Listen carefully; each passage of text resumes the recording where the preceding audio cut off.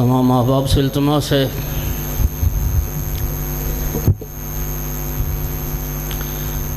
عالم بعمل مرحوم و مغفور ہمارے عزیز القدر مولانا ملک فضل عباس اعلی اللہ مقامہ الشریف، ان کی مغفرت اور بلندی درجات کے لیے ایک مرتبہ سورہ فاتحہ اور 3 بار سورہ توحید کی تلاوت فرمائیں۔ اعوذ باللہ من الشیطان الرجیم، بسم اللہ الرحمن الرحیم، الحمد للہ رب العالمین الرحمن الرحیم مالک یوم الدین، ایاک نعبد و ایاک نستعین، اہدنا الصراط المستقیم، صراط الذین انعمت علیہم غیر المغضوب علیہم ولا الضالین۔ بسم اللہ الرحمن الرحیم، قل هو اللہ احد اللہ الصمد لم یلد ولم یولد ولم یکن له کفوا احد۔ بسم اللہ الرحمن الرحیم، قل هو اللہ احد اللہ الصمد لم یلد ولم یولد ولم یکن له کفوا احد۔ بسم اللہ الرحمن الرحیم، قل هو اللہ احد اللہ الصمد لم یلد ولم یولد ولم یکن له کفوا احد۔ اللہم اغفر للمؤمنین والمؤمنات والمسلمین والمسلمات الاحیاء منہم والاموات، اللہم تابع بیننا وبینہم بالخیرات انکا مجیب الدعوات انکا علی کل شیء قدیر وانت بالاجابۃ حق جدیر۔ الرحمن الرحیم، یرفع اللہ الذین آمنوا منکم والذین اوتوا العلم درجات۔ صلوات سارے حضرات پڑھتے۔ مومنین کرام، مرحوم مغفور مولانا ملک فضل عباس اعلی اللہ مقامہ، ان کی چہلم کی مناسبت سے یہ مجلس ترحیم منعقد کی گئی ہے۔ ہم دعا گو ہیں خداوند عالم ہمارے عزیز مرحوم کے صغیرہ کبیرہ گناہ معاف فرمائے، انہیں اعلیٰ علیین میں مقام عطا کرے اور شفاعت محمد و آل محمد نصیب فرمائے۔ مومنین، میں نے سورہ مبارکہ مجادلہ کی آیت مجیدہ کے ایک حصہ ہے جو تلاوت کیا ہے، اور یہ آیت سنیے۔ ارشاد پروردگار، یرفع اللہ الذین آمنوا منکم، اللہ ان لوگوں کے درجات بلند کرتا ہے جو تم میں سے صاحبان ایمان ہیں، والذین اوتوا العلم درجات، اور اللہ ان کے درجات بھی بلند کرتا ہے جنہیں علم عطا کیا گیا ہے۔ خالق کی نگاہ میں انسان کی عزت اور عظمت کا معیار نہ مال دنیا ہے، نہ دنیا کی حکومت، نہ دنیا کا اقتدار، نہ مضبوط پارٹی، نہ وسیع خاندان، نہ کثیر اولاد۔ خالق کی نگاہ میں انسان کی عزت، عظمت، رفعت کا معیار 2 چیزیں ہیں، بندہ صاحب ایمان بھی ہو اور بندہ صاحب علم بھی ہو۔ جس مرحوم و مغفور کے اصال ثواب کی اس مجلس میں ہم جمع ہیں، الحمدللہ آپ سب گواہی دیں گے اور میں بھی گواہ ہوں، صاحب ایمان بھی تھا اور صاحب علم بھی تھا۔ مومنین، علم عزت ہے، علم عظمت ہے، علم شرف ہے۔ مولا امیر المومنین علیہ السلام نے ارشاد فرمایا کہ خیر الدنیا والآخرت مع العلم وشر الدنیا والآخرت مع الجہل، دنیا اور آخرت کی بھلائی خیر علم کے ساتھ ہے، اور دنیا اور آخرت کا جو شر ہے وہ جہالت کے ساتھ ہے۔ سامعین گرامی قدر، لا شرف کالعلم، مولا امیر نے فرمایا علم جیسا کوئی شرف نہیں، علم جیسی کوئی عزت نہیں۔ دوسرا، میں نے اس آیت کو اس لیے بھی منتخب کیا کہ آج کی جو شب آ رہی ہے یہ اول محمد امام رضا علیہ السلام کی ولادت باسعادت کی شب ہے۔ رسول اللہ کا گھرانہ سارا عالم گھرانہ ہے، یہ سب طیب و طاہر گھرانہ ہے، اس کو نیچے سے گرا لگا دیں گے۔ ایک صلوات پڑھ دو ذرا سارے حضرات، توجہ کیجیے۔ لیکن اس عالم گھرانے میں توجہ میری طرف کیجیے، رسول اللہ کے اس سارے عالم گھرانے میں عالم آل محمد کا لقب پایا ہے تو امام رضا علیہ السلام نے پایا۔ دیکھیے بعض صفات ایسی ہیں جو بعض ائمہ کے ساتھ شہرت پا گئی، مثلا باقر العلوم، یہ لقب امام محمد ابن علی کا ہے۔ صادق آل محمد، یہ لقب جعفر ابن محمد کا ہے۔ قاسم، یہ لقب امام موسیٰ بن جعفر کا ہے۔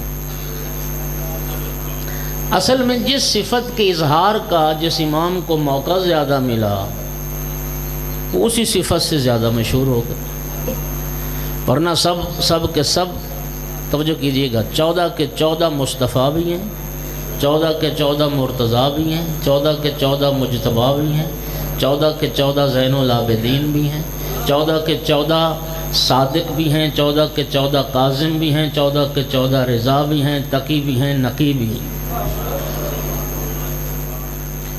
جس صفت کے اظہار کا موقع زیادہ ملا اس صفت سے زیادہ شہرت ہو۔ مثلا مولا امیر المومنین علیہ السلام کا یہ فرمان، یہ دعویٰ شیعہ سنی نے لکھا ہے۔ مولا علی علیہ السلام فرماتے تھے لو سنیت لی الوسادۃ فجلست علیہا فحکمت بین اہل التوراۃ بتوراتہم وبین اہل الانجیل بانجیلہم وبین اہل الزبور بزبورہم وبین اہل الفرقان بفرقانہم۔ اگر مسند علم بچھا دی جائے اور میں علی اس مسند علم پر بیٹھ جاؤں، تورات والے تورات لے کر آ جائیں، انجیل والے انجیل لے کر آ جائیں، زبور والے زبور لے کر آ جائیں، قرآن والے قرآن لے کر آ جائیں، میں ہر کتاب والوں کے لیے ان کی کتاب سے ایسا فیصلہ کروں گا کہ خود اللہ کی کتاب پکار کے کہے گی جو فیصلہ علی نے کیا یہی حق ہے، جو فیصلہ مولا علی نے کیا وہی حق ہے اور وہی سچ ہے۔ اچھا، اب مولا علی علیہ السلام کی زندگی میں تو یہ موقع نہیں آیا، ویسے تو مولا امیر المومنین سلونی کا دعویٰ کرتے تھے، لوگ سوال پوچھتے تھے، لیکن ایسا موقع نہیں آیا کہ سارے ادیان، ساری کتابوں کے ماننے والے لوگ اکٹھے ہو کر مولا علی علیہ السلام کے پاس آئے ہوں اور انہوں نے آ کے سوالات کیے ہوں، لیکن یہ موقع امام رضا علیہ السلام کی زندگی میں آیا۔ مقام مرو میں مامون عباسی نے ایک بہت بڑا عالمی مناظرہ کروایا تھا، یعنی حکومت کی سرپرستی میں ایک مناظرہ ہوا۔ وقت کے بادشاہ نے دنیا کے مختلف مذاہب کے، بلکہ مختلف یہاں کہوں تمام دنیا کے مذاہب کے علماء کو اکٹھا کیا تھا۔ ذرا سنیے، بڑی اہم بات ہے، یعنی خود بادشاہ وقت نظارت کر رہا ہے اور خود بادشاہ وقت کی دعوت پر دنیا کے مختلف مذاہب کے علماء اکٹھے ہو رہے ہیں۔ ان میں یہودی آئے، ان میں مسیحی آئے، ان میں زرتشتی آئے، ان میں اہل حدیث آئے، ان میں اچھا حتیٰ جن کو ہم باطل ادیان کہتے ہیں نا، جو دین ہے ہی نہیں، دہریے آئے، متکلمین آئے، ستارہ پرست آئے، تمام دنیا کے مختلف مذاہب کے علماء مامون عباسی نے مرو میں اکٹھے کیے امام رضا علیہ السلام کے ساتھ مناظرہ کرنے کے لیے۔ کیونکہ شب ولادت آقا کی، اس لیے میں 2 جملے ضرور کہنا چاہوں۔ ایک صلوات پڑھ دو آقا کی ذات پہ سارے حضرات۔ سینکڑوں کی تعداد میں علماء،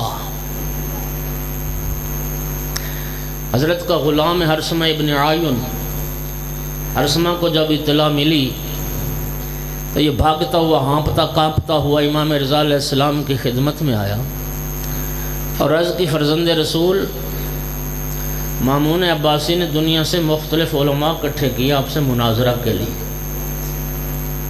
تو حضرت نے فرمایا پھر تو گھبرایا ہوا کیوں ہے؟ کہتا ہے آقا میں تو اس لیے آیا ہوں جلدی جلدی آپ کو اطلاع دوں کہ آپ تیاری کر لیں مناظرے کی. امام علیہ السلام نے فرمایا ہر سما اتنا عرصہ ہو گیا تجھے میرے پاس رہتے ہوئے، امامت کے متعلق تیری یہی معرفت ہے؟ فرمایا امام دنیا میں تیاری کا محتاج نہیں ہوتے، امام دنیا میں تیاری کا محتاج نہیں ہوتے. عرض کرتے آقا میں تو صرف اس لیے آیا ہوں کہ ممکن ہے آپ قرآن و حدیث سے ان کو جواب دیں اور وہ نہ مانیں. امام نے فرمایا حق رکھتے ہیں نہ مانیں، اس لیے کہ جو قرآن کو نہیں مانتا وہ قرآن کی دلیل کیوں مانے گا؟ آقا پھر مناظرہ ہوگا کیسے؟ امام کا جواب سنیں. امام رضا علیہ السلام نے فرمایا ارسما جب میں اپنی حقانیت کو ان کی کتابوں سے ثابت کروں اور ان کی دلیلوں کو انہی کی کتابوں سے باطل کروں پھر ان کے لیے راہ فرار کیا ہوگا؟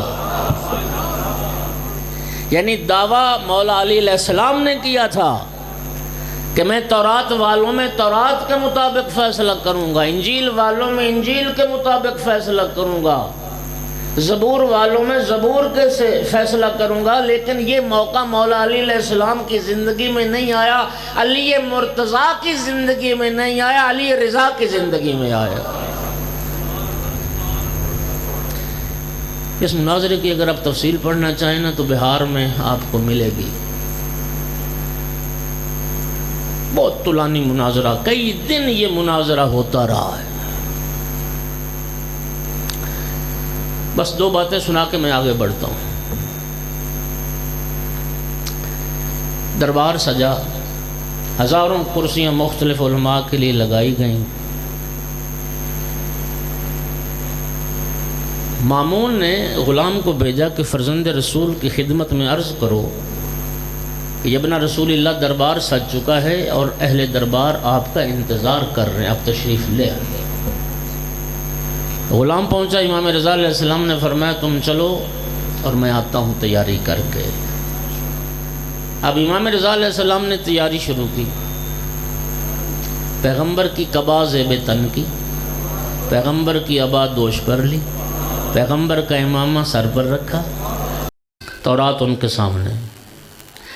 مولا رضا علیہ السلام نے عالم آل محمد نے سوال کی یہودی علماء یہ بتاؤ کہ تم تورات کے حافظ ہو یا ناظرہ پڑھنا جانتے ہو؟ کسی سوال نے انہیں پریشان کر دیا، مبہوت ہو گئے. کہا جی ہم تو ناظرہ پڑھنا جانتے ہیں، ہم تورات کے حافظ نہیں ہیں. امام رضا علیہ السلام نے فرمایا اچھا ایسا کرو کہ فلاں صفر نکالو، سین فیر صفر اسفار، جس طرح قرآن پاک کی صورتیں ہوتی ہیں، تقسیم ہے نا، پارے ہیں، صورتیں ہیں، رکوع ہیں، اس طرح جو تورات تھی نا اس کے صفر کہلاتے تھے، صفر اول، صفر دوم، صفر سوم. امام نے فلاں فرمایا کہ فلاں صفر نکالو، فلاں جگہ سے تورات کھولو، تم تورات دیکھو میں زبان نہیں پڑھتا ہوں. امام رضا علیہ السلام نے تورات کو پڑھنا شروع کیا. ایک رکوع کے لگ بھگ جب تورات کو پڑھ چکے، امام نے فرمایا یہودی علماء تم اس کتاب کا واسطہ، اس کتاب کے لانے والے نبی موسیٰ کا واسطہ سچ سچ بتانا جو کچھ میں نے پڑھا تورات میں ہے. انہوں نے کہا جی ہم گواہی دیتے ہیں کہ جو آپ نے پڑھا تورات میں ہے. شیخ سنی بھائی جملہ سننا.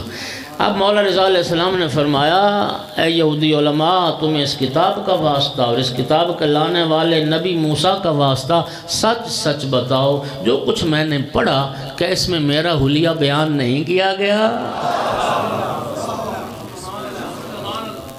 نبی آخر الزمان کا 8واں جانشین ہوگا، جس کا یہ حلیہ ہوگا، جس کا لباس ایسا ہوگا.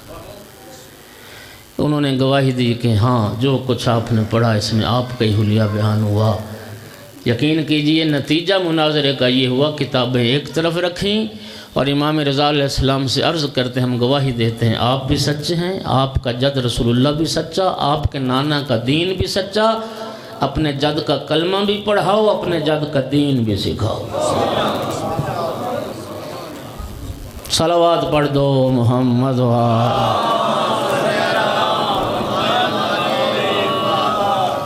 یہودی علماء سے اپنے جد کے دین کی صداقت کو تسلیم کروایا۔ جاسلیق عیسائیوں کا بہت بڑا عالم اس زمانے کا، وہ آیا امام رضا علیہ السلام کے سامنے، اور اس جاسلیق نے، یہ میں اختصار کے ساتھ ایک بات سنا رہا ہوں، جاسلیق کے ساتھ جو بات چیت ہوئی اس میں جاسلیق نے ایک سوال کیا، جس سوال پر وہ بہت سارے مسلمانوں کو لاجواب کر چکا تھا۔ جاسلیق کہتا ہے کہ امام رضا علیہ السلام سے کہ آپ یہ بتائیں کہ آپ حضرت عیسیٰ علیہ السلام کو اللہ کا نبی مانتے ہیں؟ امام نے فرمایا مانتے ہیں۔ اور انجیل کو کتاب خدا مانتے ہیں؟ فرمایا مانتے ہیں۔ کہنے لگے پھر اس کا معنی یہ ہوا کہ ہم بھی عیسیٰ کو نبی مانتے ہیں، آپ بھی عیسیٰ کو اللہ کا نبی مانتے ہیں، ہم بھی انجیل کو کتاب خدا مانتے ہیں، آپ بھی کتاب خدا مانتے ہیں، تو حضرت عیسیٰ علیہ السلام کی نبوت ہو گئی متفق علیہ، اتفاق ہو گیا آپ کا بھی ایک ایسی بات کی جس بات پر دنیا میں فیصلے ہوتے ہیں، ایک ایسا اصول بیان کیا جس اصول پر فیصلے ہوتے ہیں، اور وہ اصول کیا ہے کہ متفق علیہ چیز کو لے لیا جائے اور مختلف فی چیز کو چھوڑ دیا جائے۔ کہتے ہیں آپ عیسیٰ کو ہم بھی نبی مانتے ہیں، آپ بھی مانتے ہیں، حضرت عیسیٰ کی نبوت متفق علیہ ہو گئی، محمد مصطفیٰ صلی اللہ علیہ وآلہ وسلم آپ نبی مانتے ہیں، ہم نہیں مانتے، لہذا آپ کے نبی کی نبوت ہو گئی اختلافی، ہمارے نبی کی نبوت ہو گئی اتفاقی، لہذا عقلاء عالم کا فیصلہ اور اصول یہی ہے کہ اتفاقی چیز کو لے لیا جائے اور اختلافی چیز کو چھوڑ دیا جائے، لہذا آپ کے نبی کی نبوت پر اتفاق نہیں ہے۔ امام رضا علیہ السلام نے فرمایا جاسلیق اتنا ہوشیار بننے کی کوشش نہ کر، فرمایا جاسلیق سن، ہم اس عیسیٰ کو اللہ کا نبی مانتے ہیں جس عیسیٰ نے محمد کے آنے کی بشارت دی ہے، اور ہم اس انجیل کو کتاب خدا مانتے ہیں جس میں ہمارے نبی کے آنے کی بشارت لکھی ہوئی ہے۔ اس طرح تیرا عیسیٰ اور ہے، ہمارا عیسیٰ وہ ہے جس نے مصطفیٰ کے آنے کی بشارت دی۔ ہم اس انجیل کو کتاب خدا مانتے ہیں جس میں نبی آخر الزمان کے آنے کی بشارت درج ہے۔ اس جاسلیق سے بھی امام علیہ السلام نے اپنے جد کی رسالت کا کلمہ پڑھوایا۔ ایک صلوات پڑھ دو ذرا سارے حضرات۔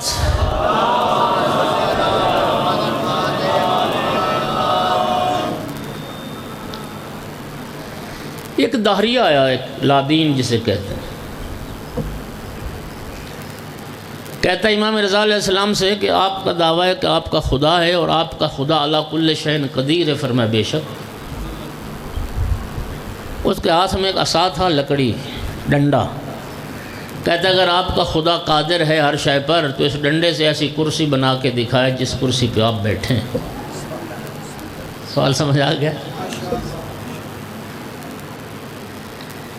امام رضا علیہ السلام نے فرمایا، ایک صلوات پڑھ دو سارے حضرات۔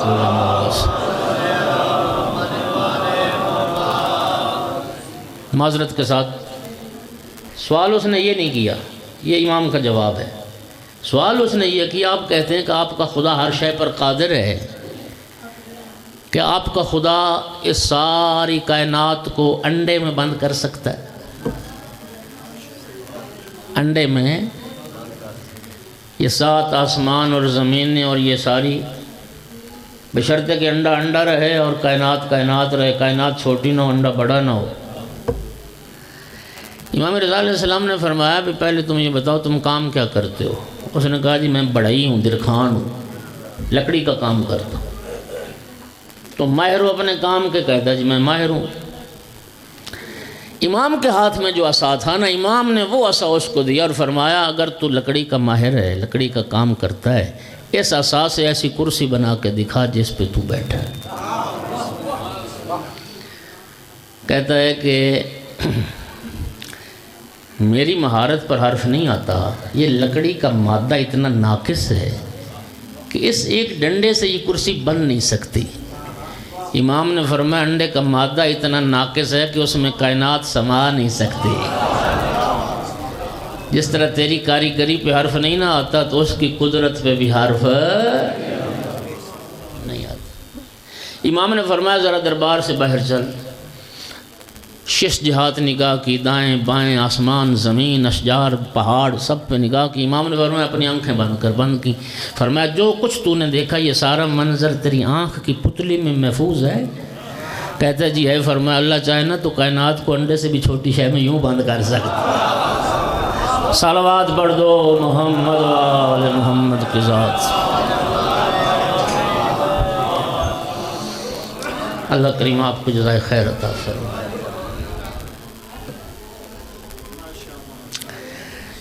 دو بندے آئے امام رضا علیہ السلام کے پاس، بہار میں روایت ہے، بہت خوبصورت روایت ہے،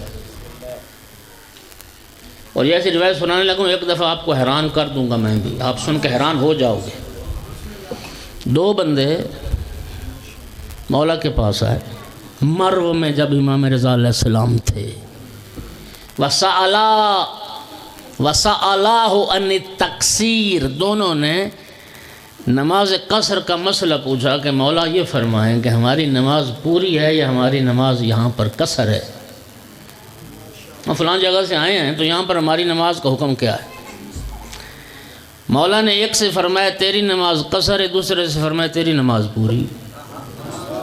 حیران ہو گئے ہو نا؟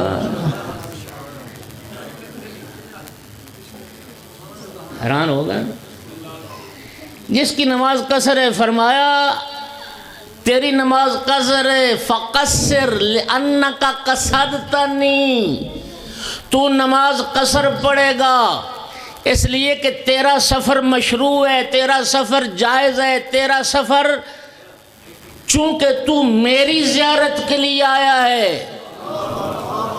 اس لیے تو نماز قصر پڑھے گا، اور دوسرے سے فرمایا تو نماز پوری پڑھ اس لیے کہ تو مامون سے ملنے آیا ہے۔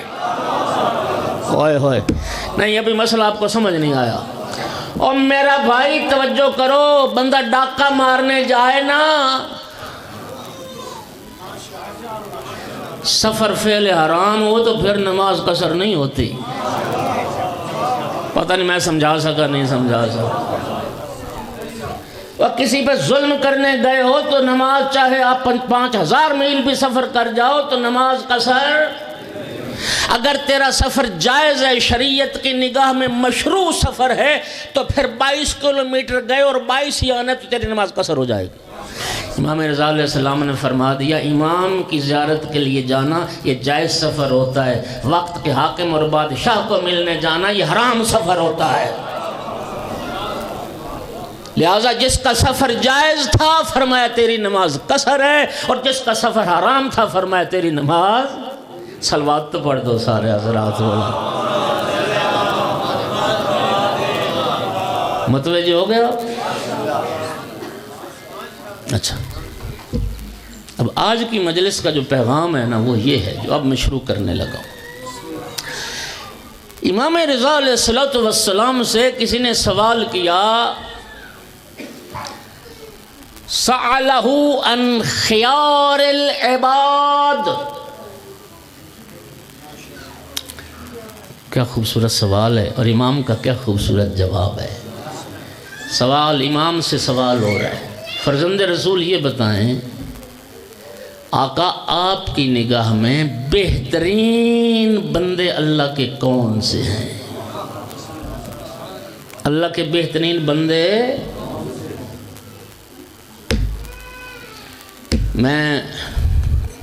مجھے کسی کی خوشامد سے کیا لینا دینا، خدا جانتا ہے میں جو مولا کا جواب پڑھوں گا نا، میں نے فضل عباس کو اس جواب پر پورا اترتا پایا ہے، پورا اترتا پایا۔ سوال سمجھ آ گیا کہ آقا آپ کی نگاہ میں بہترین انسان کون سے ہیں، بہترین بندے؟ امام کا جواب سنیے۔ امام نے یہ نہیں فرمایا جس کی زمین جاگیر زیادہ ہو، مربوں والا ہو، ہاں یہ نہیں فرمایا۔ شادیاں زیادہ کی ہوں، اولاد زیادہ ہو، پارٹی مضبوط ہو، خاندان وسیع ہو، ہاں جی فلاں خاندان سے اور فلاں قوم قبیلے سے تعلق ہو، یہ نہیں فرمایا۔ یہ بھی نہیں فرمایا رنگ گورا ہو، ہاں چہرہ خوبصورت ہو۔ وہ میرے بھائی اسلام نے نا اس چیز کو تو معیار بنایا ہی نہیں، اسلام نے اس چیز کو معیار نہیں بنایا۔ آپ مجھے بتائیے حضرت بلال حبشی کا تذکرہ آپ سنتے رہتے ہو رضی اللہ تعالی عنہ، حبشی النسل تھے، سیاہ فام تھے۔ آج کی دنیا میں یہ جو گوری چمڑی والے لوگ ہیں وہ سیاہ چمڑی والوں کو اپنے جیسا انسان نہیں سمجھتے، جانوروں کے ساتھ ان کو شمار کرتے ہیں، اور جانوروں والا ہی سلوک ان کے ساتھ ہوتا ہے۔ یہ واحد اسلام ہے جس نے انسان کو عزت دی، اور عزت کا معیار نہ خاندان، نہ قبیلہ، نہ ملک، نہ رنگ، نہ زبان۔ ان اکرمکم عند اللہ اتقاکم۔ قرآن نے فیصلہ کیا کیا؟ عزت اس کی زیادہ ہے اللہ کی بارگاہ میں جس کا تقوی زیادہ ہے، جس کی پرہیزگاری زیادہ ہے۔ جناب بلال سیاہ فام تھے اور زبان بھی توتلی، شین کا تلفظ نہیں کر سکتے تھے، اذان دیتے تھے تو اشہادو نہیں کہہ سکتے تھے، کہتے تھے اشہادو اللہ الہ الا اللہ۔ لوگوں نے اعتراض کیا یا رسول اللہ خوبصورت شکل و صورت والے لوگ موجود ہیں، اچھے لب و لہجے والے فصیح زبان والے موجود ہیں، کسی اور کو ہم مؤذن بنا دیتے ہیں۔ اللہ کے رسول نے فرمایا سین و بلال شین عند اللہ، فرمایا لوگوں کے اشہادوں سے اللہ کو اشہادوں زیادہ پسند ہے۔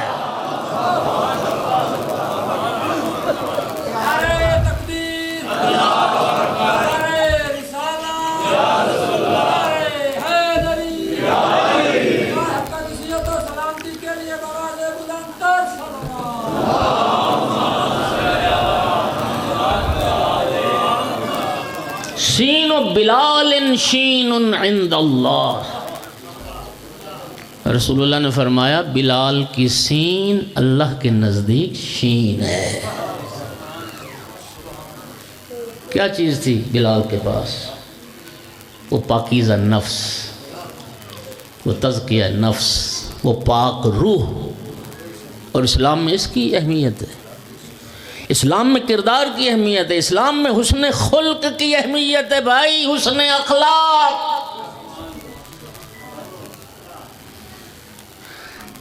ایک بات عرض کرنے لگا ہوں، ذرا لطف لیجئے گا۔ اللہ تعالیٰ قرآن مجید میں ارشاد فرماتا ہے، اور یہ سارے آپ مسلمانوں کا عقیدہ ہے نا کہ کرامن کاتبین، فرشتے کندھوں پر وہ کیا کرتے ہیں؟ کیا کرتے ہیں؟ اعمال لکھتے ہیں۔ کیا ہوتا ہے؟ اعمال لکھے جاتے ہیں۔ اللہ تعالیٰ قرآن میں فرماتا ہے فمن ثقلت موازینہ، میزان کا عقیدہ ہے یا نہیں؟ قیامت کے دن میزان نصب ہوگا، اور اس میزان پر کیا ہونا ہے؟ اعمال تولے جائیں گے۔ میرا اللہ جو شے لکھی جاتی وہ پڑھی جاتی، جو لکھی جائے وہ پڑھی جاتی، اور میرا اللہ تو فرماتا ہے کہ اعمال تولے جائیں گے۔ جس کا نامہ اعمال وزنی ہو گیا، اللہ فرماتا ہے فَهُوَ فِي عِيشَةٍ رَاضِيَةٍ، وہ رضا والی زندگی میں ہوگا، وہ جنت میں ہوگا۔ جس کے نیک اعمال کا پلڑا بھاری ہو گیا، ومن خفت موازینہ، اور جس کی نیکیوں والا پلڑا ہلکا ہو گیا، فأمہ ہاویہ، وہ جہنم میں جانے والا ہے۔ میرا اللہ فرشتے تو تیرے فرشتے اعمال لکھتے ہیں، اور تو کہتا ہے قیامت کے دن اعمال تولے جائیں گے۔ توجہ، میں آپ کو لے آ رہا ہوں ایک ایسے مقام پر، تو میرا بھائی اعمال کا اس کا مطلب یہ ہے کہ وزن ہونا ہے۔ آؤ اللہ کے رسول کی بارگاہ میں چلتے ہیں۔ یا رسول اللہ، وہ کون سے اعمال ہیں جن کا وزن سب سے زیادہ ہوگا؟ وہ کون سے اعمال ہیں جن کا وزن؟ نبی پاک کا ارشاد پڑھ رہا ہوں، ذمہ داری سے پڑھ رہا ہوں، دو حدیثوں میں نبی کریم نے دو اعمال کے متعلق بتایا کہ سب سے زیادہ اثقل المیزان، جس کی وجہ سے سب سے زیادہ وزن ہوگا نامہ اعمال میں، اللہ کے رسول فرماتے ہیں وہ دو کام ہیں۔ ایک، محمد و آل محمد پر درود پاک پڑھنا۔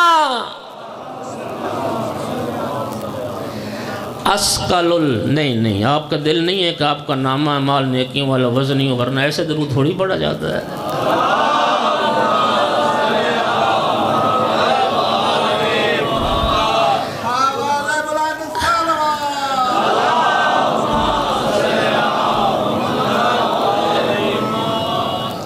اثقل الاعمال فی المیزان فَهِيَ الصَّلَاةُ عَلَى مُحَمَّدٍ وَآلِ محمد۔ پھر پڑھ دو صلوات۔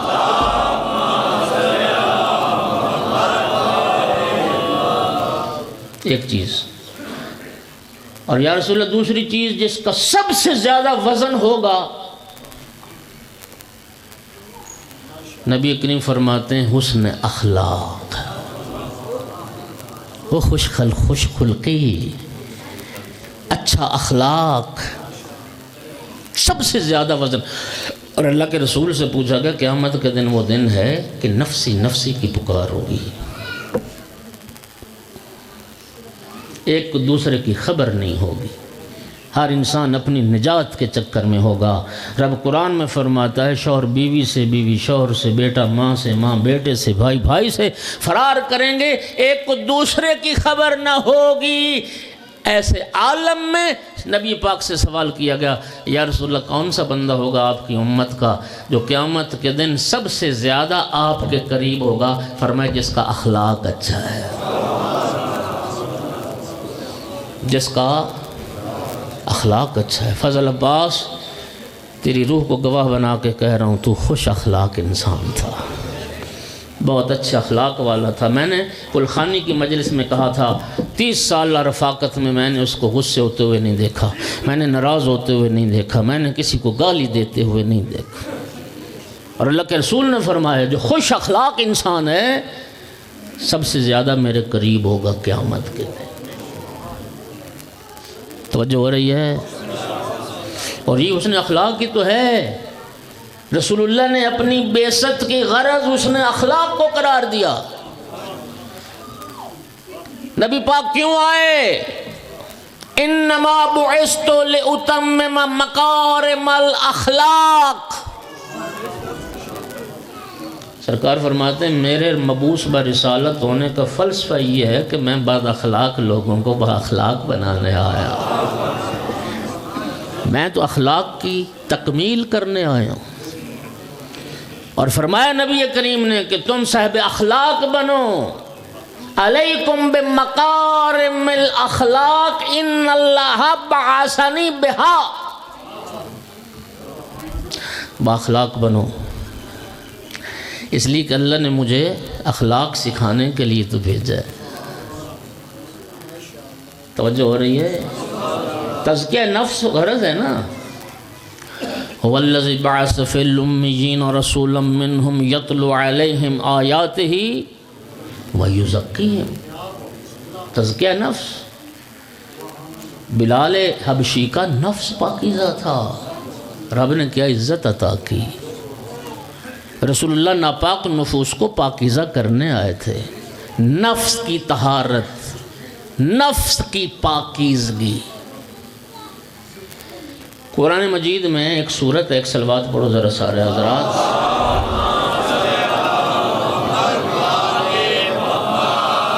اللہ تعالیٰ قرآن مجید میں 12-14 قسمیں کھا کے ایک بات کرتا ہے۔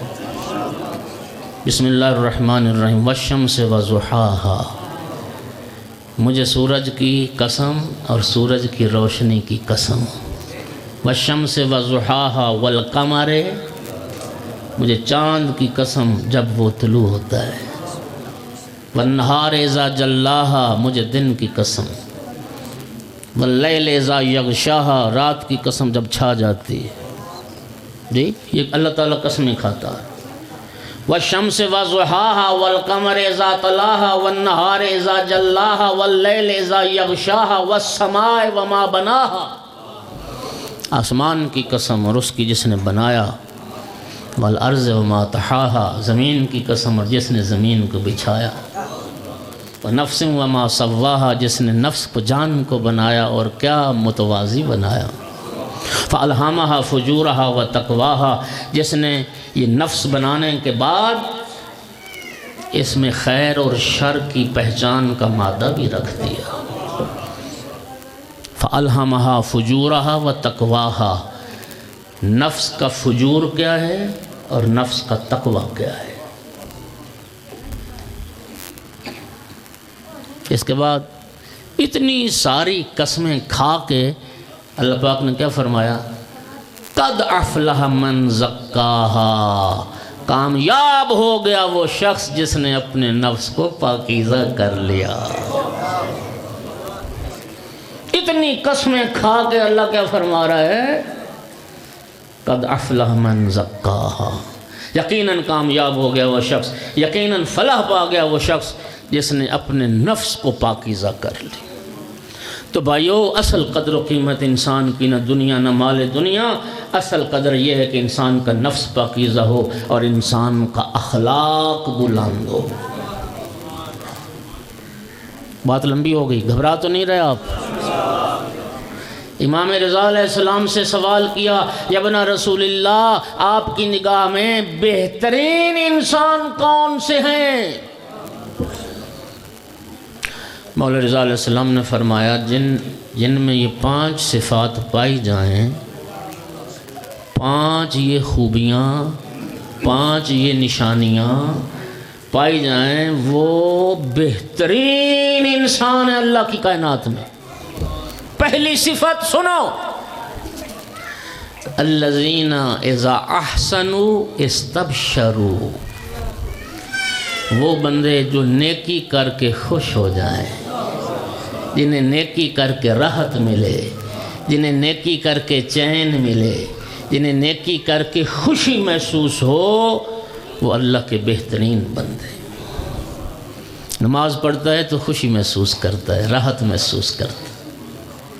نبی کریم کی سیرت میں ہے یہ بات کہ نبی کریم جب وقت نماز ہوتا تھا نا تو جناب بلال سے فرماتے تھے، ارحنا یا بلال۔ کیا مطلب؟ ارحنا یا بلال، بلال وقت نماز ہو گیا ہے، اذان دو، نماز پڑھیں تاکہ ہم راحت پا جائیں۔ ہم نماز کو پتہ نہیں کیا کیا سمجھتے ہیں، بوجھ سمجھتے ہیں، ہاں، لیکن رسول اللہ راحت سمجھتے تھے۔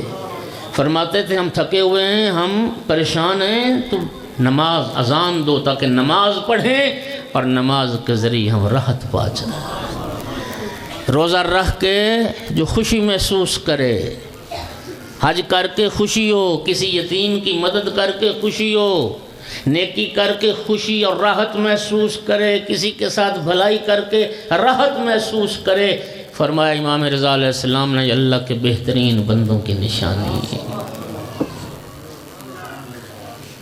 نیکی کر کے خوشی محسوس کرے، روزہ دار روزہ رکھ کے خوشی محسوس کرے۔ اور حدیث مبارک بھی ہے، للصائم فرحتان، فرحۃ عند افطارہ و فرحۃ عند لقاء اللہ۔ فرمایا روزے دار کو 2 خوشیاں حاصل ہوتی ہیں، جیٹھ ہاڑ کے روزے، گرمیوں کے روزے، افطار کا وقت جب ٹھنڈا شربت پیے افطار کرے، فرمایا روزے دار کو ایک روزہ افطار کرنے کے بعد خوشی حاصل ہوتی ہے، دوسری رب سے جب ملاقات کرے گا پھر بھی خوشی حاصل ہوگی۔ پہلی صفت کیا ہے؟ نیکی کر کے مسجد میں جا کے نماز پڑھے تو اس کو خوشی ہو، جماعت کے ساتھ نماز پڑھے تو اس کو خوشی ہو۔ بات سمجھ آ گئی؟ اذا احسنوا استبشروا، یہ اللہ کے نیک بندوں کی پہلی نشانی۔ دوسری نشانی اذا اساءوا استغفروا، غلطی ہو جائے، گناہ کر بیٹھیں تو فوراً رب سے معافی مانگ لیں، استغفار کر لیں۔ میں ذمہ داری سے بات عرض کر رہا ہوں، روایت کہتی ہے یہ گناہ جو لکھے جاتے ہیں یہ 6 گھنٹوں کے بعد لکھے جاتے ہیں۔ 6 گھنٹے تک اللہ پاک ملائکہ کو روک دیتا ہے، نہ لکھو شاید پشیمان ہو جائے، نہ لکھو شاید معافی مانگ لے۔ حدیث مبارک ہے جو گناہ کر بیٹھے اور گناہ کر کے فوراً رب سے معافی مانگ لے، اس کا گناہ پروردگار لکھنے دیتا ہی نہیں۔ اور 6 گھنٹے بھی گزر جائیں نا، رحمت انتظار کرتی رہتی ہے۔ 6 گھنٹے بھی گزر جائیں تو 6 گھنٹوں کے بعد پھر اس کا لکھا جاتا ہے، 1 کے 10 نہیں لکھتا، 1 ہی لکھتا ہے۔ اور لکھے جانے کے بعد بھی موت تک اس کو مہلت ہے، پھر بھی توبہ کر لے، رب فرماتا مٹا دو اس کے گناہ، اس نے معافی مانگی۔ حدیث مبارک ہے قیامت کا دن خوش نصیب ہوگا وہ انسان نامہ اعمال گناہوں سے پر ہوگا لیکن ہر گناہ کے نیچے استغفار ہوگی۔ رسول اللہ فرماتے ہیں وہ بندہ خوش نصیب ہے، خوش نصیب ہے۔ معافی مانگ لو، حکم دیا پروردگار نے استغفروا ربکم۔ سن لو یہ بات میں بڑی ذمہ داری سے کر رہا ہوں، جس طرح نماز واجب، جس طرح روزہ واجب، گناہ ہو جانے کے بعد توبہ کرنا بھی واجب، استغفار کرنا بھی واجب، اس رب سے معافی مانگنا بھی واجب۔ فرمایا اللہ کے نیک بندوں کی اور اللہ کے اچھے بندوں کی صفت یہ ہے کہ جب کوئی غلطی کر لیتے ہیں، گناہ کر لیتے ہیں تو رب سے معافی مانگ لیتے ہیں۔ اور یقین کرنا تیرے میرے معافی مانگنے میں دیر، اس کے معاف کرنے میں نہیں۔ یحب التوابین، توبہ کرنے والوں سے وہ اللہ محبت کرتا ہے، وہ پیار کرتا ہے۔ عبد الملک بن مروان اموی، ایک صلوات پڑھو ذرا سارے حضرات۔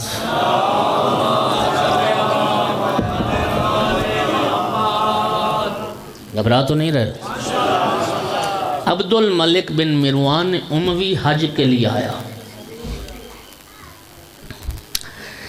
اس نے اپنے جو سپاہی کرندے تھے ان سے کہا کہ حج کا موقع ہے، کوئی نہ کوئی صحابی رسول بھی حج پہ آیا ہوگا، ایسا کرو کہ کسی صحابی رسول کو تلاش کرو، چونکہ اس زمانے تک کچھ صحابہ زندہ تھے۔ تو انہوں نے تلاش کیا، اس کے جو سپاہی تھے مسعی میں تلاش کیا، جہاں صفا مروہ میں سعی کی جاتی ہے، کوئی صحابی نہ ملا، مطاف میں تلاش کیا، کوئی نہ ملا۔ تو بڑی تلاش کے بعد وہ آئے مروان کے پاس کہ ہمیں کوئی صحابی رسول ملاقات نہیں ہو سکا، یا اس سال آئے نہیں حج پہ، یا وہ کہیں آرام کر رہے ہوں گے، جب انہوں نے تلاش کیا تو اس وقت وہ حرم میں نہیں ہوں گے، بہرحال صحابی رسول نہ ملا۔ مروان اموی کہنے لگا اچھا صحابی نہیں ملا تو کوئی تابعی ڈھونڈ کے لاؤ۔ صحابی وہ ہوتا ہے جس نے حالت ایمان میں رسول اللہ کو دیکھا اور ایمان پر مرا ہو، اور تابعی وہ ہوتا ہے جس نے رسول اللہ کو تو نہیں دیکھا لیکن صحابہ رسول کو دیکھا ہے۔ پہلا دور صحابہ کا، دوسرا دور تابعین کا ہے۔ چلو اگر صحابی نہیں کوئی تابعین تو ہوں گے، حج پہ آئے ہوئے تو کوئی تابعی لے کے آؤ۔ اب وقت کے بادشاہ کا حکم ہے تو ابو حازم ایک تابعی وہ ملا، ابو حازم۔ مروان کہتا ہے ابو حازم تابعی سے کہ میں ایک مشکل میں مبتلا ہوں، آج کل میری عجیب کیفیت ہے۔ کہتا ہے کہ مجھے بتاؤ میں کیا کروں کہ مجھے کوئی نیکی کر کے خوشی نہیں ہوتی، نماز پڑھ کے مجھے کبھی خوشی محسوس نہیں ہوتی، روزہ رکھ کے خوشی نہیں محسوس ہوتی، میں حج کرنے آیا ہوں مجھے کوئی خوشی نہیں، کسی نیکی کے بعد مجھے خوشی کا احساس نہیں ہے،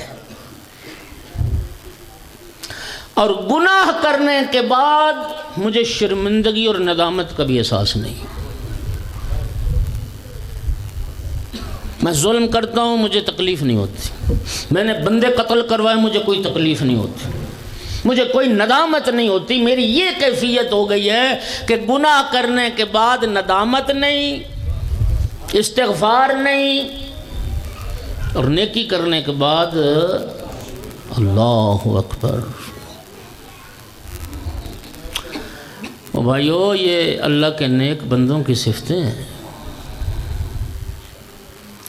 ایک اہل علم کے بارے میں لکھا، یہ جو یتیم پروری کے بنے ہوئے نا شعبے، تو وہ ان سے کسی نے پوچھا تھا کہ تیری زندگی کا خوشی کا بہترین موقع کون سا ہوتا ہے؟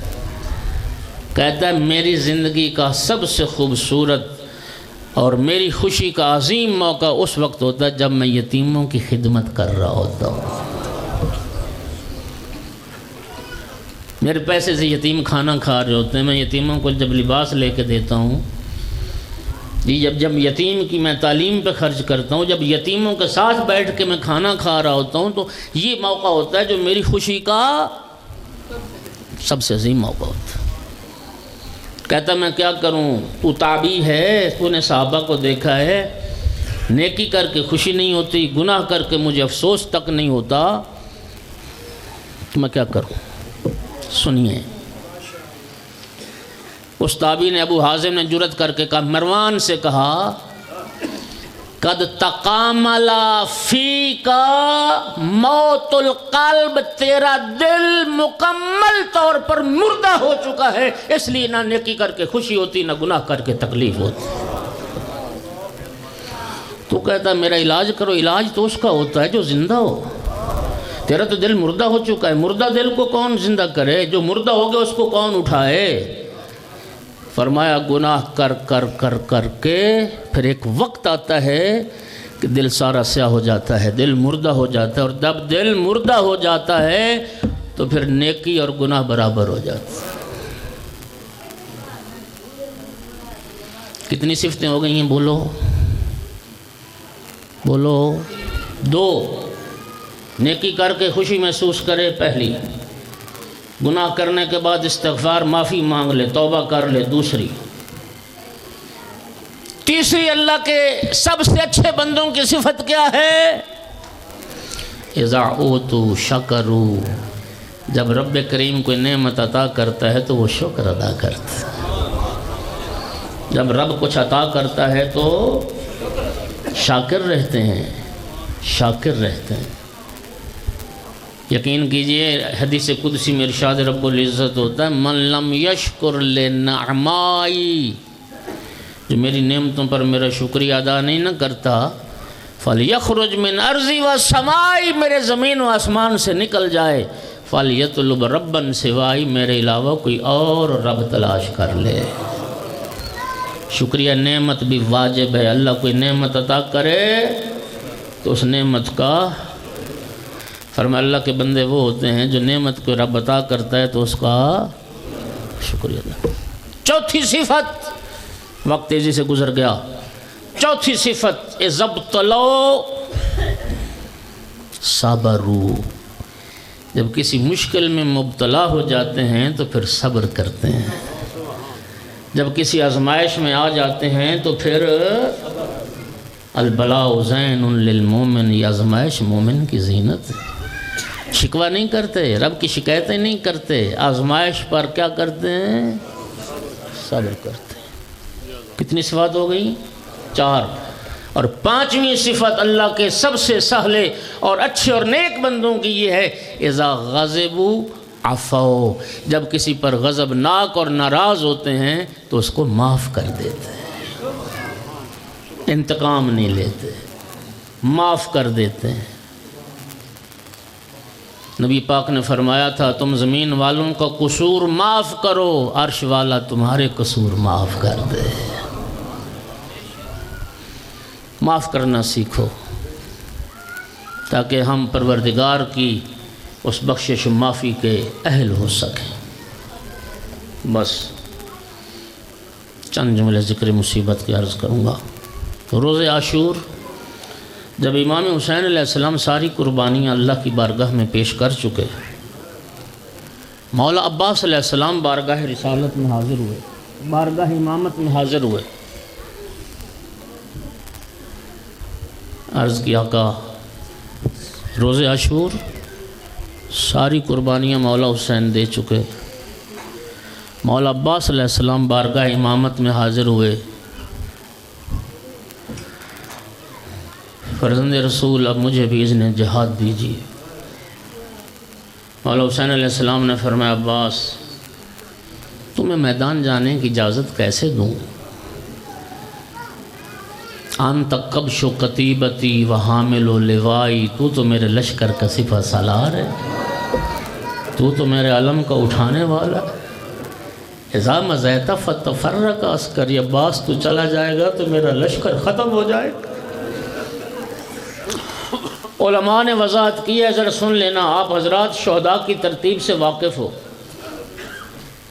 کربلا میں جو شہداء کی ترتیب ہے، آخری شہادت مولا حسین علیہ السلام کی، مولا حسین علیہ السلام کی شہادت سے چند لمحے پہلے مولا حسین علیہ السلام کی گود میں امام حسن علیہ السلام کا 11 سالہ بیٹا عبداللہ ابن حسن تیر ستم سے شہید ہوا۔ جناب عبداللہ ابن حسن سے پہلے شہادت شہزادہ علی اصغر کی شہادت،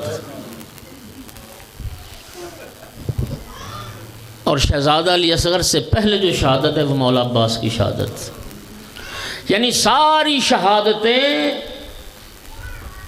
مولا عباس علیہ السلام سے پہلے ہو چکی۔ مولا عباس کے بعد 2 بچے اور خود مولا حسین شہید ہوئے، لیکن مولا حسین علیہ السلام نے کیا فرمایا؟ یا عباس انت کبش و قتیبتی و حامل و لوائی، عباس تو میرے لشکر کا سپہ سالار ہے، تو میرے علم کو اٹھانے والا ہے، عباس تو چلا جائے گا تو میرا لشکر ختم ہو جائے گا۔ عزادار و علماء نے وضاحت کی ہے کہ مولا حسین نے کیوں فرمایا تو میرے لشکر کا سپہ سالار ہے؟ علماء لکھتے ہیں مولا حسین کا ایک جملہ بتاتا ہے کہ مولا حسین اکیلے عباس کو لشکر سمجھتے تھے، اکیلے عباس کو تو چلا جائے گا تو میرا لشکر۔ روز عاشور یہ خیمہ مخصوص تھا جس میں پانی کے مشکیزیں رکھے جاتے تھے۔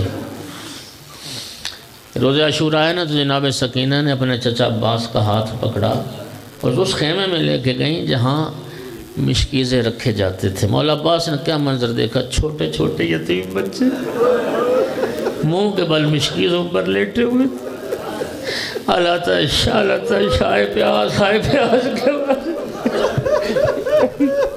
آقا ہماری پیاس پر ترس کھائیے، پانی کا انتظام کیجئے۔ فرمایا سکینہ بیٹی تمہارے بابا جو اجازت نہیں دیتے میں کیا کروں؟ عرض کی چچا پانی لانے کی اجازت میں لے دیتی ہوں آپ کو۔ جناب سکینہ نے مشکیزہ اٹھایا، اپنے چچا کے علم کے ساتھ باندھا۔ جہاں تک میرا ناقص مطالعہ نے شیعہ بیٹھے ہو سنی بیٹھے ہو، آل محمد کے گھرانے میں 2 بیویاں ایسی ہیں، 2 بیٹیاں ایسی ہیں کہ جن کی بات ان کے بابا رد نہیں کرتے تھے۔ ایک رسول اللہ کی بیٹی فاطمہ زہرا اور دوسری مولا حسین علیہ السلام کی بیٹی جناب سکینہ۔ بابا چچا کو پانی لانے کی اجازت دی جائے، مولا حسین علیہ السلام راضی ہو گئے، لیکن فرمایا عباس پہلے خیموں میں جاؤ، بہنوں کو سلام تو کر لو، اہل حرم کو ودا تو کر لو۔ سلام کے لیے خیموں میں آئے۔ آقا زادی زینب کے خیمے میں جب آئے نا مولا عباس علیہ السلام سلام کے لیے، میری آقا زادی نے فرمایا عباس تھوڑی دیر میرے سامنے بیٹھ۔ اللہ گواہ جیسے نمازی تشہد میں بیٹھتے یوں آقا زادی کے سامنے 2 زانو ہو کے بیٹھے۔ آقا زادی نے فرمایا عباس میں چھوٹی سی تھی، بڑی مدت سے ایک بات ہے میرے سینے میں، عباس وہ بات آج سنتے جاؤ۔ میں چھوٹی سی تھی، میں اپنے بابا کے زانوں پر بیٹھی تھی اور میرے سر سے چادر ہٹ گئی۔ جب میرے سر سے چادر ہٹی نا، میرے بابا نے بڑھ کے میرے سر کے بوسے لیے، میرے زانوں کے بوسے لیے اور رونا شروع کیا۔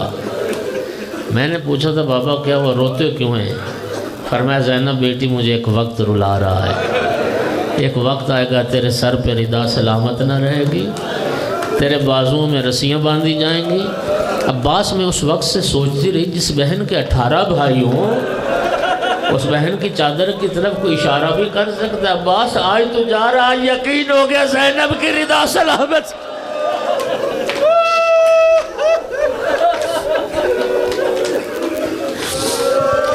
اجرکم علی اللہ،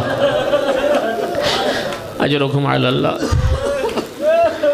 آقا عباس ودا ہو کے آئے، گھوڑے پہ سوار ہوئے، ایڑ لگائی۔ 4000 یزیدی فرات کے گھاٹ پر قابض تھے۔ خدا کی قسم یہ مولا علی کے شیر عباس کی جرت ہے، اکیلے عباس نے 4000 سے گھاٹ کا قبضہ چھڑوایا۔ گھوڑے کو پانی میں ڈالا، فرات میں ڈالا اور چلو لیا، چلو پانی، اور یزیدیو دیکھو فرات عباس کے قبضے میں ہے۔ لیکن خدا کی قسم پانی منہ کے قریب نہیں کیا، چلو فرات میں پھینک دیا۔ واللہ لا ازوق الماء وسید الحسین اتشانو، خدا کی قسم عباس پانی چکھے گا بھی نہیں جب تک میرا سردار حسین پیاسا۔ تیری وفا سے قربان۔ مشکیزہ پر کیا، خیمے مشکیزہ پر کر کے خیموں کی طرف چلے۔ ایک دعا کی، اللہم ان اطفال الحسین اتشانو، میرا اللہ تو جانتا حسین کے بچے پیاسے ہیں، سکینہ پیاسی ہے، حسین کے بچوں تک پانی پہنچ جائے۔ عمر بن سعد نے حکم دیا خبردار یہ پانی حسین کے خیموں تک نہ پہنچنے پائے۔ عزادارو میری نا اس موضوع پہ تھوڑی سی تحقیق ہے۔ اللہ گواہ ہے اتنی مظلومانہ شہادت ہے مولا عباس کی، کما حق ہو، نہ شہادت لکھی گئی نہ شہادت پڑھی گئی۔ جب پانی لے کے نکلے، ایک شقی نے وار کیا، دائیں بازو قلم ہو گیا۔ واللہ ان قطعتم یمینی انی احامی ابدا عن دینی ان امام صادق الیقینی نجل النبی الطاہر الامینی۔ لوگوں تم نے میرا دائیں بازو قلم کر دیا، لیکن فرمایا خدا کی قسم میں اپنے صادق الیقین امام کی نصرت کرتا رہوں گا، میں امام کا دفاع کرتا رہوں گا۔ دوسرا وار ہوا، بائیں بازو قلم ہوا، مشکیزے کا تسمہ منہ میں لیا۔ اب 4000 تیر انداز، جو میں نے بات کی نا کہ اتنی مظلومانہ شہادت ہے، نہ لکھی گئی نہ پڑھی گئی۔ صرف ایک سوال میرا سن لو، ذرا عالم تصور میں جاؤ، 4000 تیر انداز ہوں اور ان کا نشانہ ایک عباس ہو، کیا کیفیت ہوگی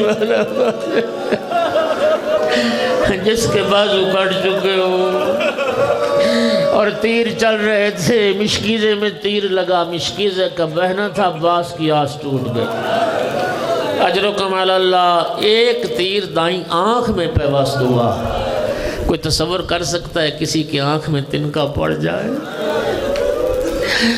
عزادارو جب تیر لگا نا دائیں آنکھ میں، آقا عباس علیہ السلام نے زور زور سے سر کو جھٹکا دیا تاکہ جھٹکے کی مدد سے تیر آنکھ سے نکل جائے، لیکن تیر اتنا گہرا پیوست ہو گیا تھا کہ جھٹکے سے نہیں نکلا۔ آقا عباس گھوڑے کے زین پر جھکے، اپنے دونوں زانوں بلند کیے تاکہ دونوں زانوں کے درمیان پکڑ کر یوں تیر کو نکال لیا جائے۔ عزادارو گھوڑے کی زین پر جھکنا تھا، ایک شکی نے اتنا بھاری گرز مارا سر آقا عباس کا سر شگافتہ ہوا اور آقا عباس گھوڑے پہ سنبھل نہ سکے، اور اس وقت آواز دی، یا اخاہ ادرک اخاک۔ اجرکم علی اللہ۔ یا رک کے ایک جملہ سن لو. آپ نے علماء و ذاکرین سے سنا ہے نا، 11 محرم کو شہیدوں کے سر تن سے جدا کیے گئے اور شہیدوں کے سر نیزوں پر چڑھائے گئے. ہر شہید کربلا کا سر نوک نیزہ پر سوار ہوا سوائے مولا عباس کے سر، سوائے ام البنین کے لال عباس کے. آپ نے علماء و ذاکرین سے سنا ہے کیا وجہ تھی مولا عباس کا سر نوک نیزہ پہ سوار کیوں نہیں ہوتا تھا؟ علماء و ذاکرین اپنی عقیدت کی بنیاد پر ایک جملہ کہتے ہیں کہ یہ سر اس لیے نہیں ٹکتا تھا نوک نیزہ پر، بہنوں کے ننگے سر نظر آتے تھے. عزادارو، میرا سوال یہ ہے کہ اگر مولا عباس نبی زادیوں کے کھلے سر نہیں دیکھ سکتے تھے، مولا عباس کے باقی بھائی دیکھ سکتے تھے؟ جناب علی اکبر، قاسم، اونو، محمد دیکھ سکتے تھے؟ کوئی بھی نہیں دیکھ سکتا تھا. ذمہ دار ہوں، تحقیق سے پڑھ رہا ہوں. عزادارو، مولا عباس کا سر اس لیے نوک نیزہ پر نہیں ٹکتا تھا کہ اتنا بھاری گرز لگا تھا سر اقدس پر کہ آقا عباس کا سر کچلا گیا تھا.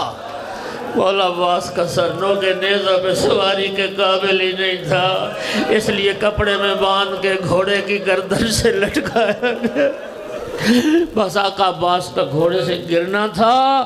مظلوم کربلا کا نوحہ بلند ہوا، الان انکسر ظہری عباس، اب میری کمر ٹوٹ گئی. قلت حیلت تھی، میری ساری تدبیریں ختم ہو گئی. شامت اب عدوی عباس، دیکھ دشمن تانے دے رہا ہے. میرے آقا امام حسین علیہ السلام آقا عباس کے سرحانے پہنچے. بھی رمہ کے جان باقی تھی. شگافتہ سر کو اٹھا کے مولا حسین نے زانوں پہ رکھا. آقا عباس نے سر ہٹایا. عباس، میرے زانوں پر سر نہیں رکھتے. آقا، میری وفا پر حرف آتا ہے. آخری وقت میرا سر آپ کے زانوں پر. جب آپ ذوالجناح سے اتریں گے کون ہوگا آپ کے سر کو اٹھانے والا؟ اجرکم علی اللہ. عباس، آخری وقت میں کوئی وصیت ختم کر دی میں نے بیان اپنا. عرض کیا آقا میری 2 خواہشیں. ایک خواہش یہ ہے کہ آقا میں بچہ تھا، میری ماں مجھے بتاتی تھی عباس تو جب پیدا ہوا تھا نا تو نے نہ میری گود میں آنکھیں کھولی نہ بابا کے ہاتھوں پر آنکھیں کھولی. تجھے جب تیرے آقا حسین نے اٹھایا عباس تو نے آنکھیں کھول کے پہلی زیارت مولا حسین کے چہرے کی تھی. آقا ایک آنکھ تیر نے ضائع کر دی، دوسری آنکھ میں ریت اور خون جمع ہو گیا. میری آنکھ کا خون صاف کر دیجئے تاکہ آخری زیارت بھی آپ کے چہرے کی کر کے دنیا سے چلا جاؤں. مولا حسین نے خون صاف کیا. آقا عباس نے آخری زیارت کی. عباس، دوسری وصیت، آقا میری لاش خیموں میں نہ لے جائیے. عباس، میں تو ہر شہید کا جنازہ اٹھا کے لایا. جناب عباس نے عرض کی انی مستحین من ابنت کا سکینہ. آقا میں پانی کا وعدہ کر کے آیا تھا، مجھے سکینہ سے حیا آتی ہے، میں پانی نہ پلا سکا. جناب عباس نے آخری ہچکی لی، جان آفرین کے سپرد کی. مظلوم کربلا کا نوحہ شروع ہوا. الیوم نامت آئین بکلم تنم تسہرت اخرى وعزا منامها. عباس، جو آنکھیں تیرے خوف سے نہ سوتی تھی آج کے بعد سو جائے گی، اور جو آنکھیں تیرے سہارے سویا کرتی تھی آج کے بعد تیری بہنوں کو نیند نہ آئے گی. آج کے بعد زینب و کلثوم سو نہ سکیں. الا لعنت اللہ علی القوم الظالمین وسيعلم الذين ظلموا أي منقلب ينقلبون. ربنا تقبل منا إنك أنت السميع العليم.